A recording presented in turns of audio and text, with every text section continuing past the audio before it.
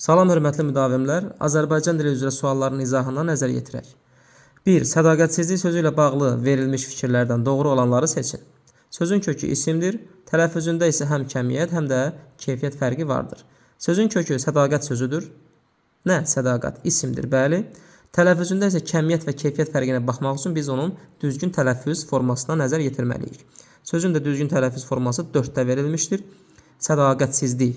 Deməli, bircə yerdə səs uzanması, bir yerdə L səsinin D səsinə keçməsi, digər tərəfdə isə sonda K-nın X-ə keçməsi müşahidə olunur. İki fərqli məqam özünü göstərir, səs uzanması fərqli məqam kimi sayılmır. Demək, kəmiyyət fərqi odur ki, yəni səslərin sayı hərflərin sayından çoxdur. Burada isə səslərlə hərflərin sayı eynidir. Ona görə də bizə yanlış variant yox, doğru variant lazımdır. Biri biz götürmürük. Variant sıralarından biri vururuq, çıxırıq. İkinci, yarandığı nitq hissəsi sifətdir və vurğusu sonuncu hecəyə düşür. Yarandığı nitq hissəyə baxmaq üçün sonuncu leksik şəkilçidən əvvəlki hissəyə baxmaq lazımdır. Deməli, lik şəkilçisini biz götürürük. Sədaqətsiz. Necə sədaqətsiz? Sifətdir, bəli. Və vurğusu da sonuncu. Lıqlik, luqluq hecasına düşür. Sədaqətsizlik. 2 doğrudur. 3-də tərkibində 2 leksik, 1 qrammatik şəkilçi vardır.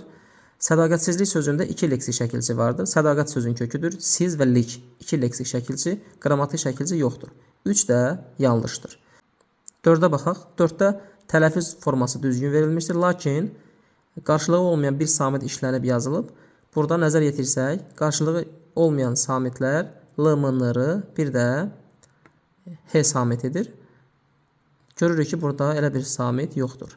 Yəni biz fonetik təhlili yazılış üzərində yox, yazılışda L ola bilər. Amma tələffüzdə L olmadığı üçün bizim bu variantımız yanlışdır. 5-də deyir, Y-nin kar qarşılığı işlənmişdir. Y səsinin kar qarşılığı demək X-dir. Bəli, işlənib, doğrudur. Tələffüzə əsasən baxırıq, bəli, işlənmişdir. Doğru variant 2 və 5, B variantı. Sual 2. Dünənki hadisə birləşməsinin asılı tərəfi haqqında doğru fikirləri seçin. Demək, ilk öncə biz bu birləşmənin asılı tərəfini biz müəyyən etməliyik. Bildiyimiz kimi, asılı tərəf birinci gələn tərəfdir. Dünənki sözünə biz fikir verməliyik. Birinci, olay əhvalat sözləri ilə sinonimdir. Bu, aldadıcı variantdır. Bu, hadisə sözünə aid ola bilər. Yəni, siz çaşıb asılı tərəfi hadisə sözünü götürsəniz, bu doğru olacaqdır. Amma dünənki sözü olduğu üçün bizim asılı tərəfimiz, təhlil apardığımız tərəf, ona görə də bu variant yanlışdır. Antonimi bugünkü sözüdür. Dünənki sözünün antonimi bugünkü yox, sabahki ola bilər. Ona görə ikinci variant da yanlışdır. 3. Morfoloji yolla yaranan sözdür. Morfoloji yolla, yəni leksik şəkilçilərlə yaranan, bəli. Dünən zərfindən 2 şəkilsi artırılaraq sifət düzəlmişdir. Dünənki. Hansı? Dünənki. Deməli, 3 doğrudur. Dilönü sahətlərin ahəngi gözlənilib. Dilönü sahətlər, yəni incə sahətlər. Dünənki sözündə fikir versək, incə sahətlərin ahəngi gözlənilmişdir. Bəli, 3 ilə 4 doğrudur. 5-ə baxaq. Mənsubiyyət şəkilçisi qəbul edə bilər.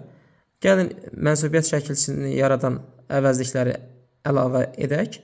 Mənim dünənkim deyə bilmirik. Sənin dünənkin, onun dünənki deyə bilmirik. Absurd səslənir. Ona görə də 5 yanlışdır. Sifət isim sxeminə uyğundur. Demək, bu çaşdırıcı ola bilər. Bizə əgər birləşmə sual verilsədi birləşmə haqqında, bu doğru olacaqdır. Çünki sifət, asılı tərəf sifətdir, əsas tərəf hadisə isimdir. Burada isə biz asılı tərəf haqqında təhlil apardığımız üçün bu söz asılı tərəfə aid edilir. Demək, sifət isim sxeminə uyğun deyil. Mürəkkəb söz olsaydı uyğun ola bilərdi, amma düzəltmə söz olduğu üçün aid deyil. Birləşməyə aid ola bilər, amma bizə asıl tərəf lazım olduğu üçün biz bunu yanlış kimi götürürük. Doğru variant oldu 3 ilə 4, B variantı.